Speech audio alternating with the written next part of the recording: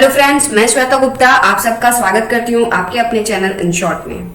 तो जैसा कि आपको स्क्रीन पे दिख रहा है हाइड्रोसेफेलस, तो आज हम हाइड्रोसेफेलस के बारे में पढ़ेंगे कि हाइड्रोसेफेलस होता क्या है। ठीक, हाइड्रोसेफेलस के सिम्टम्स क्या हैं, डेफिनेशन क्या है, डायग्नोसिस क्या है, ट्रीटमेंट क्या है। राइट, तो हाइड्रोसेफेलस क्या है, लेट्स स्टार्ट।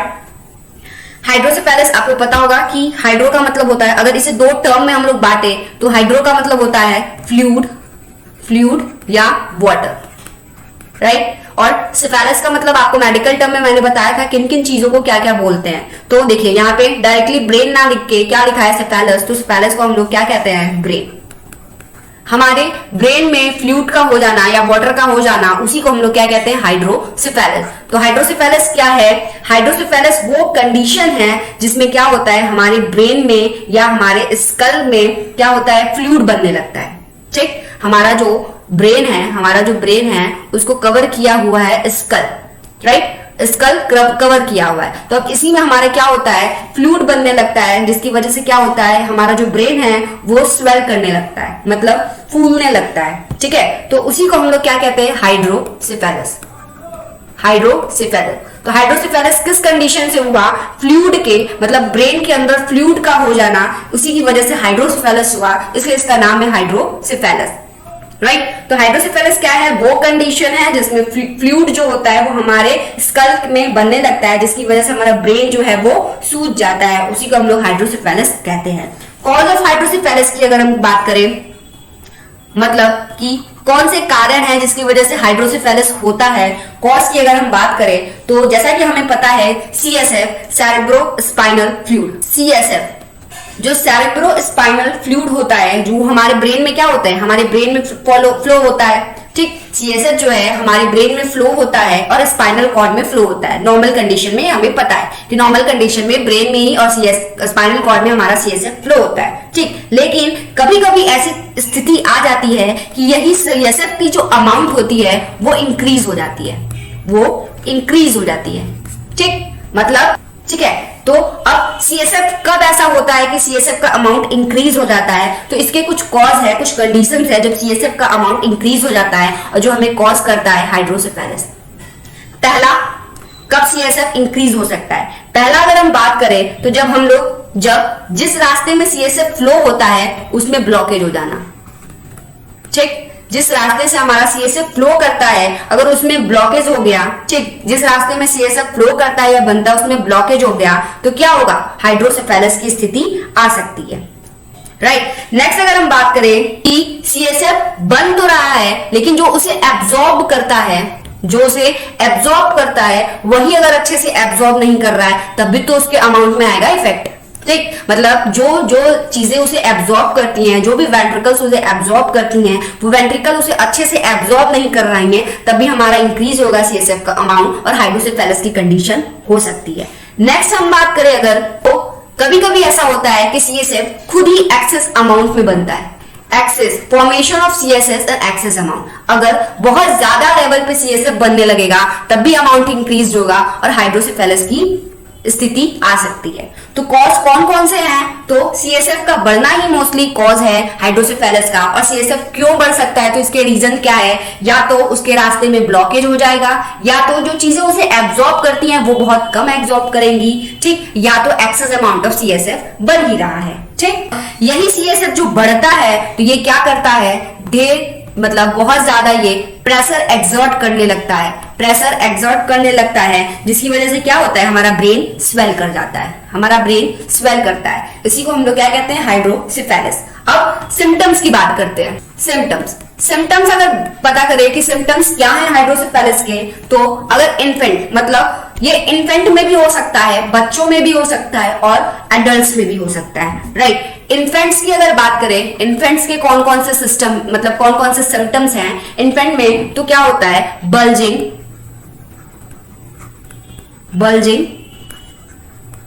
पॉन्टेनल। अब बल्जिंग पॉन्टेनल मतलब क्या है, पॉन्टेनल क्या है, इन्फेंट, जब नवजात शिशुओं को देखे होंगे, जो बच्चे खुद अभी पैदा हुए रहते हैं, तो उन्हें देखेंगे ना, उनके सर पे कोई एक एरिया होता है, कोई पोर्शन होता है ब्रेन पे जो हमेशा मतलब बल्जिंग करता रहता है, ऊपर नीचे करता रहेगा। ठीक, मतलब समझ रहे ना, ऊपर नीचे वो करता रहता है, धक धक धक धक टाइप का वो करता रहता है, उसको छुएंगे ना तो आप फील करेंगे। उसी एरिया, उसी पोर्शन को हम लोग कहते हैं फॉन्टेन। ठीक, तो ये क्या है, स्कल का वो सरफेस है या वो सॉफ्ट स्पॉट कह सकते हैं जहां पे बल्जिंग होने लगता है। ये हाइड्रोसेफेलस के ही सिम्टम्स हैं। मतलब ये स्टार्टिंग में होने चाहिए, स्टार्टिंग में इसलिए होता है क्योंकि पूरी अभी ऑर्गन जो होती है इंटरनली वो अच्छे से अभी ग्रो अप करती हैं, उनमें अभी जो हेल्दी होना चाहिए वो चीजें, ये नहीं है कि डायरेक्टली हो गई, वो बाद में टाइम टू टाइम होता है। तो पहले बस हमारा बॉडी पार्ट है, लेकिन उसका हेल्दी होना ये नहीं डिफाइन कर सकते कि वो पूरी तरीके से हेल्दी है। तो फॉन्टेन क्या है, वो ज्यादा टाइम तक, मतलब ज्यादा देरी तक वो बल्जिंग टाइप करेगा। नेक्स्ट अगर हम बात करें तो क्या है इन्फेंट में symptom, rapid increase of head circumference. Head circumference मतलब हेड का जो एरिया है वो रैपिड इंक्रीज करेगा, बहुत तेजी से ग्रो करेगा। मतलब उसकी बॉडी ग्रो नहीं हो रही है, लेकिन हेड जो है वो इतना होना चाहिए वही इतना होगा। ठीक, तो ये भी सिम्टम्स है। नेक्स्ट हम बात करें तो आई, जो उसकी आंख है वो डाउनवर्ड हो जाएगी, वो डाउनवर्ड हो जाएगी। अगर हम यहाँ लिख रही हूँ, अगर नहीं समझ में आ रहा तो आप मेरे बस शब्दों को सुनिएगा, मैं जो बोल रही हूँ उसे सुनिएगा, बाकी तो मैं लास्ट में नोट्स डालूंगी वो आप देख सकते हैं। तो आईज डाउनवर्ड हो जाएंगे। नेक्स्ट सीजर्स मतलब झटके भी आ सकते हैं। ठीक, नेक्स्ट बात करें तो वॉमिटिंग, एक्सेसिव स्लीपनेस, ज्यादा उसे नींद आएगी, एक्सेसिव स्लीपनेस, और लो मसल स्ट्रेंथ, उसका मसल स्ट्रेंथ जो होगा वो बहुत वीक होगा, बहुत कम होगा। तो ये बात थी इन्फेंट की। इन्फेंट में ये सारे सिम्टम्स आते हैं हाइड्रोसेफेलस के। नेक्स्ट बात करें तो टॉडलर या ओल्डर चिल्ड्रंस के। राइट, इनफैक्ट मतलब नवजात शिशु या छोटे बच्चे, टॉडलर्स या ओल्डर चिल्ड्रन, तो थोड़े बड़े हो चुके हो। राइट, इसमें कौन कौन से सिम्टम्स आते हैं, तो शॉर्ट और हाई पिच क्राइज, शॉर्ट या हाई पिच्ड क्राइज। शॉर्ट या हाई पिच क्राइज मतलब क्या, जब वो रोएगा, क्राइज मतलब रोना, जब वो रोएगा तो बहुत लाउड आवाज आएंगे। ठीक, नेक्स्ट पर्सनालिटी चेंज होगी, पर्सनालिटी चेंजेस आते हैं। नेक्स्ट क्रॉस्ड आई हो जाता है, आई मतलब दोनों आगे की साइड और किनारे की साइड झुक जाएंगे। हेडेक होगा, सर में दर्द, मसल स्पाज्म,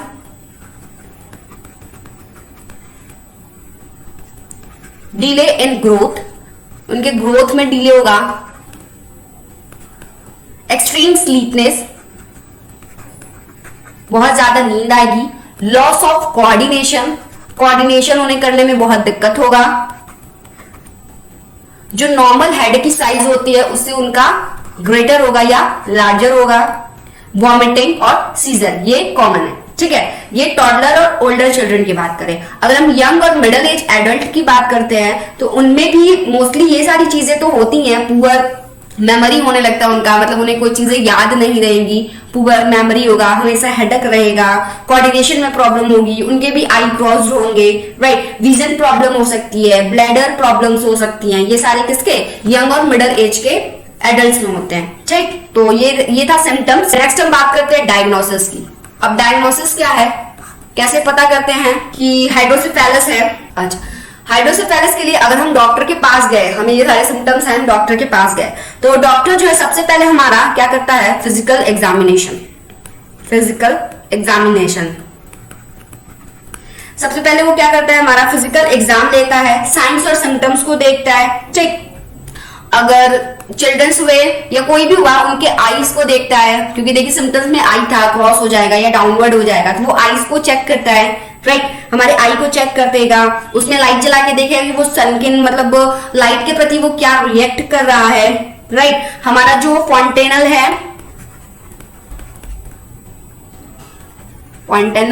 उसे वो चेक करके देखेगा वो बल्ज तो नहीं कर रहा है। हमारा हेड सरकमफेरेंस देखेगा, हेड सरकमफेरेंस, इन सारी चीजों को फिजिकली वो ऊपर से भी देखेगा। ठीक है, नेक्स्ट हम बात करें तो जो बेसिक है, जो सब में होता है, एमआरआई भी होगा, सीटी और यूएसजी। ठीक। एमआरआई में क्या होता है, वो ढेर सारे क्रॉस सेक्शन एरियाज लेता है हमारे ब्रेन का, साइटल, कॉर्नियल, एक्सियल, इन सारे पोर्शंस में एमआरआई में वो क्या देखता है, हमारे हेड में जो सीएसएफ फ्लो कर रहा है उसके अमाउंट को देखता है। सिटी में भी वही चीज है, उसमें सिटी में भी सीएसएफ जो है उसकी फ्लो, उसके अमाउंट के, उसके पाथवे को देखते हैं सब, कहीं ब्लॉकेज तो नहीं हुआ, जो हमारा वेंट्रिकुलर है या कॉर्ड प्लेक्सस है वो तो ठीक है, स्पाइनल नर्व जो है वो सारे अच्छे से काम कर रहे हैं कि नहीं। तो एमआरआई, सीटी, यूएसजी में वो इन्हीं सारी चीजों को देखते हैं, राइट। तो ये था डायग्नोसिस की किस तरीके से वो लोग पता करते हैं। अब हम ट्रीटमेंट की बात करें, ट्रीटमेंट की बात करें तो ट्रीटमेंट क्या है इसका, तो सबसे पहला है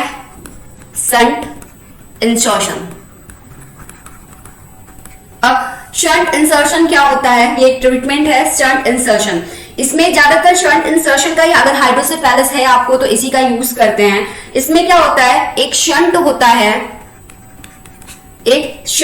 है जो कि सर्जिकली इंसर्ट करते हैं, हम लोग सर्जिकली इंसर्ट करते हैं।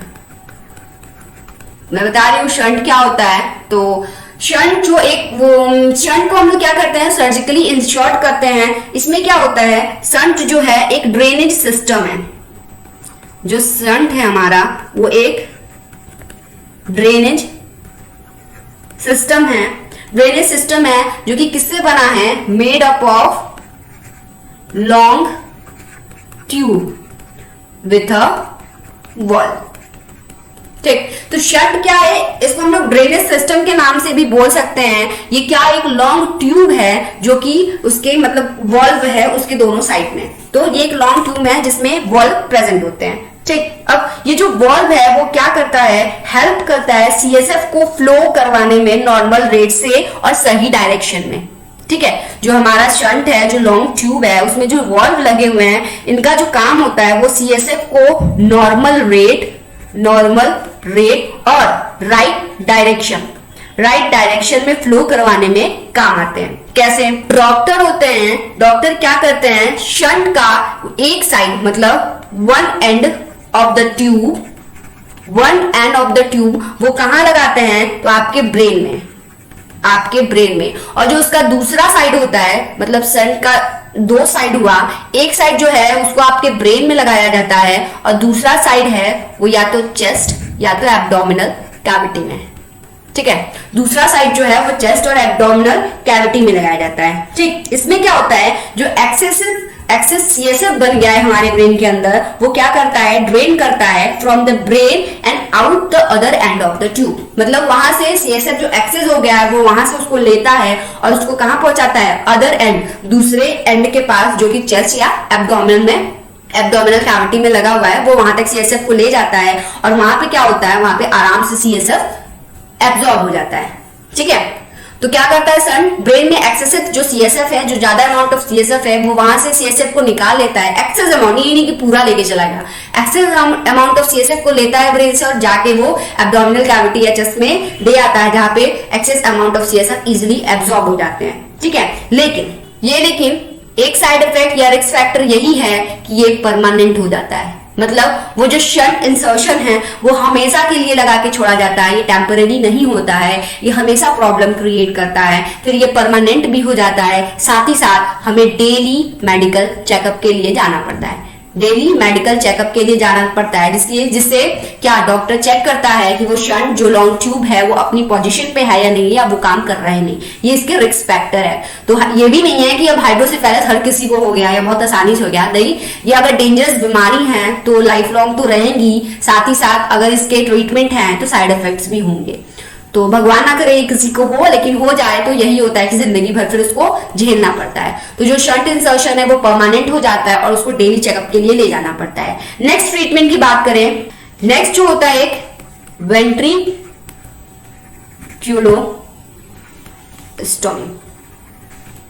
वेंट्रिकुलोस्टोमी होता है। इसमें क्या होता है कि इसमें क्या करते हैं हम लोग, एक डिवाइस होता है, एक इंस्ट्रूमेंट होता है जिसमें क्या करता है, वो हमारा जो अगर ब्रेन है उसमें जो अंदर वेंट्रिकल्स हैं, वेंट्रिकल्स में उसके बॉटम से वो होल करता है। ठीक है, बॉटम के पास होल करता है या वेंट्रिकल्स के बिटवीन में होल, मतलब उस होल से वो उस इंस्ट्रूमेंट को ले जाता है और वो इंस्ट्रूमेंट के थ्रू ही क्या करते हैं हम लोग एक्सेस सीएसएफ को हटाते हैं, वहां से लीव करते हैं। ठीक है, तो वेंट्रिकुलोस्टोमी ये भी शॉर्ट है, मतलब हमारे ब्रेन से एक होल करेगा, वो होल से वो इंस्ट्रूमेंट को कहां तक डालता है, तो वेंट्रिकल या इन बिटवीन द वेंट्रिकल, और वहां से वो सीएसएफ को लीव करता है या हटाता है। तो वेंट्रिकुलोस्टोमी दूसरा ट्रीटमेंट है। नेक्स्ट हम बात करते हैं तो मैनेजमेंट या प्रिकॉशन की। तो मैनेजमेंट और प्रिकॉशन, मैनेजमेंट क्या है इन चीजों का, तो पहला जो इन्फेंट में होते हैं, जो नवजात शिशु में होते हैं, अब उनकी तो कोई गलती नहीं है कि हो गया उन्हें, तो उनको प्रिवेंट करने के लिए हम क्या कर सकते हैं कि हम हमेशा प्रीनेटल केयर लें, प्रीनेटल केयर करें ड्यूरिंग प्रेगनेंसी। मतलब जब कोई प्रेग्नेंट है तो वो प्रीनेटल केयर करना उसका जरूरी है, वो अच्छे से अपने बच्चे का ध्यान रखे। ठीक, उसमें क्या होता है कि प्री मैच्योर लेबर होने के चांसेस कम रहते हैं, मतलब प्री मैच्योर बेबी नहीं बर्थ करता है, उसके चांसेस कम रहते हैं। जो कि प्री मैच्योर लेबर जो होते हैं, जो नवजात शिशु प्री मैच्योर जो समय से पहले ही आ जाते हैं, उनमें भी ये सारे प्रॉब्लम्स हाइड्रोसेफेलस होने के चांसेस रहते हैं। तो अगर हम प्रीनेटल केयर करें प्रेगनेंसी के दौरान तो हाइड्रोसेफेलस का चांस कम हो सकता है। नेक्स्ट हम बात करें तो वैक्सीनेशन लें। जो भी हमारे रेगुलर यूज में या रेगुलर लाइफ में वैक्सीनेशन है, जो बेसिक है, जो हमें लेने चाहिए, ठीक है, तो वो वैक्सीनेशन हम ले, पोलियो हो चाहे रेबीज का हो, ठीक है, तो वो सारे वैक्सीनेशन हमें लेते रहने चाहिए, जो कि हमें इन्फेक्शन, किसी भी तरीके के इन्फेक्शन से हमें बचाता है। तो इन्फेक्शन भी एक कॉज है हाइड्रोसेफेलस का, तो ये भी प्रिवेंट करेगा हाइड्रोसेफेलस को। नेक्स्ट हम बात करें तो हमेशा सेफ्टी इक्विपमेंट का यूज करें, सेफ्टी इक्विपमेंट्स का यूज करें, लाइक ड्राइविंग के समय हेलमेट्स का यूज करें, कार ड्राइविंग के समय सीट बेल्ट का यूज करें, जिसकी वजह से हमारा हेड एटलीस्ट वो सेफ रहे। तो हेड को बचाना, हेड बहुत नाजुक जगह है, बाकी जगहों पे अगर कहीं स्वेलिंग हुई तो वो उभार कर सकता है, लेकिन अगर हेड में इंजरी होती है तो वो बहुत रिस्की हो जाता है। इसीलिए वाइल ड्राइविंग हमें ये सारी चीजों का भी यूज करने के लिए गवर्नमेंट प्रिस्क्राइब करती है कि हमेशा हेलमेट लगाए, सीट बेल्ट लगाए, ठीक है। तो हम सेफ्टी इक्विपमेंट्स का भी यूज करते हैं। यही 3 प्रिकॉशन या मैनेजमेंट है जो हम ड्यूरिंग लाइफ कर सकते हैं, जो कि हाइड्रोसेफेलस होने के चांसेस को कम करता है, रिड्यूस करता है। तो आई होप आपको समझ में आया होगा। अब मैं पिक डाल देती हूँ, आप उसको पॉज करके देख लीजिएगा। तो ये रहा नोट्स, आप इसको पॉज करके आप देख सकते हैं, आपको लिखना है तो लिख सकते हैं।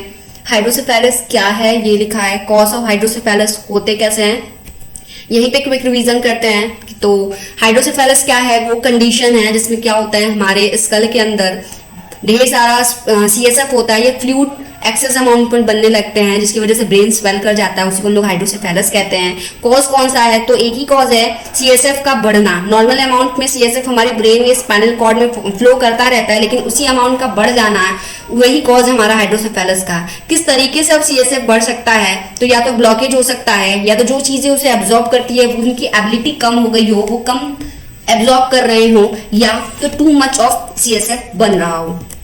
नेक्स्ट साइन और सिम्टम्स मैंने बता दिए। इन्फेंट में कौन कौन से सिम्टम्स हैं, टॉडलर्स या ओल्डर चिल्ड्रन में कौन से हैं, यंग और मिडिल एज एडल्ट्स में कौन से सिम्टम्स हैं। डायग्नोसिस क्या है, तो सबसे पहले हमारा हेड सर्कमफेरेंस देखता है डॉक्टर, हमारे आई को देखता है, बल्जिंग फॉन्टेनल को देखता है चेक करके, फिजिकल एग्जामिनेशंस कराते हैं, प्लस सीटी, एमआरआई और अल्ट्रासाउंड कराता है। नेक्स्ट ट्रीटमेंट क्या है हाइड्रोसेफेलस का, तो 2 ट्रीटमेंट है। पहला शंट इंसर्शन। शंट इंसर्शन में क्या होता है ये बता दिया मैंने। शंट एक लॉन्ग ट्यूब होता है जिसके 2 एंड होते हैं, वॉल्व होते हैं प्रेजेंट। वॉल्व क्या करता है, तो वही वॉल्व हेल्प करता है सीएसएफ को फ्लो कराने में नॉर्मल रेट में और राइट डायरेक्शन में। क्या होता है, तो इसी के एक एंड को डॉक्टर हमारे ब्रेन में डालते हैं और दूसरे एंड को हमारे चेस्ट या एब्डोमिनल कैविटी में डालते हैं, जिसकी वजह से क्या ब्रेन से हमारा एक्सेसिव फ्लूइड ड्रेन करके वो एब्डोमिनल कैविटी के पास ले जाता है, ठीक। तो उसमें क्या होता है, वहां पे इजिली एब्जॉर्ब हो जाता है। नेक्स्ट क्या बताया, तो वेंट्रिकुलोस्टोमी बताया। इसमें क्या होता है, एक इंस्ट्रूमेंट होता है जो कि क्या करता है, हमारे ब्रेन से होल बनाता है, स्कल के पास होल बनाता है एकदम बॉटम में, और वो वेंट्रिकल के बॉटम या इन बिटवीन द बॉटम वहां पे जाके वो क्या करता है, सीएसएफ जो भी एक्सेस है उसको लीव करता है या हटाता है। नेक्स्ट मैनेजमेंट के प्रिकॉशंस क्या है, तो क्या है, पहला तो ये प्रीनेटल केयर। इन्फेंट में जो हो जाते हैं, अगर उनमें हम ड्यूरिंग प्रेगनेंसी प्रीनेटल केयर करें तो हाइड्रोसेफेलस होने के चांसेस कम होते हैं। या गेटिंग वैक्सीनेशन, जो भी वैक्सीनेशन है हमारे डेली लाइफ में वो हमें टाइम टू टाइम लेते रहने चाहिए। और यूज सेफ्टी इक्विपमेंट, जैसे कि हेलमेट हो गया या सीट बेल्ट वगैरह हो गए हेड इंजरीज को बचाने के लिए। तो ये सारे मैनेजमेंट और प्रिकॉशंस हैं। नेक्स्ट हम पिक दिखाते हैं। देखिए ये रहा हाइड्रोसेफेलस का पिक बच्चों में। इसमें क्या है, जो बच्चे का नॉर्मल ब्रेन है, नॉर्मल ब्रेन अगर देखा जाए तो ऐसा होना चाहिए, और ये वेंट्रिकल है उसके अंदर, ब्रेन के अंदर ये ब्रेन है, नॉर्मल साइज नॉर्मल ब्रेन ऐसा है। लेकिन अगर हाइड्रोसेफेलस हो गया तो देखिए सर्कमफ्रेंस ऑफ हेड भी बढ़ जाएगा, इसकी भी, ब्रेन की भी साइज बढ़ जाती है। ठीक है, हाइड्रोसेफेलस में ऐसा होता है। ये वेंट्रिकल के अंदर के पोर्शन, ये वेंट्रिकुलोस्टोमी है। ठीक, देखिए ये जो इंस्ट्रूमेंट है उन्होंने यूज किया है हमारे बॉटम हेड के जो बॉटम है वहां से वो क्या करते हैं, इंसर्ट करते हैं। इनका जो निडल है वो कहां तक इंसर्ट किया वो इस पिक्चर में दिखाया गया है, एकदम वेंट्रिकल के बॉटम पे या दो वेंट्रिकल के बीच में वो क्या करते हैं, इसी के थ्रू सीएसएफ को ड्रेन वहां से ले जाते हैं और रिमूव करते हैं। ये वेंट्रिकुलोस्टोमी है। और स्टंट इशर्सन में भी वो लॉन्ग ट्यूब होता है जो इधर ही कहीं, एक एंड इधर कहीं रहता है, वो इंटरनली, ये नहीं कि बाहर से कहीं ले जाके डाल दिया, नहीं, इंटरनली ही वो लेके जाते हैं चेस्ट या एब्डोमिनल कैविटी में, और वो लाइफ लॉन्ग के लिए रह जाता है, परमानेंट रह जाता है। तो आई होप यू अंडरस्टैंड, आप सबको समझ में आया होगा।